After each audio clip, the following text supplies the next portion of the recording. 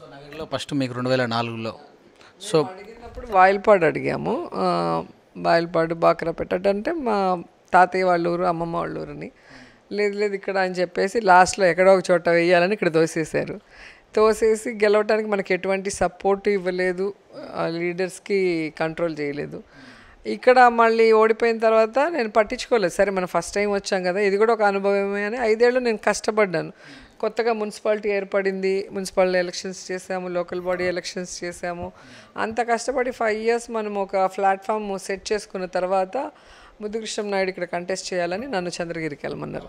So ఆమె మినిస్టర్గా ఉన్నప్పుడు ఆమె మీద నన్ను వేసినప్పుడు కనీసము ప్రచారానికి తిరగలేదు, డబ్బులు ఇవ్వలేదు, లీడర్ కోఆర్డినేషన్ లేదు ఇక్కడ అక్కడ.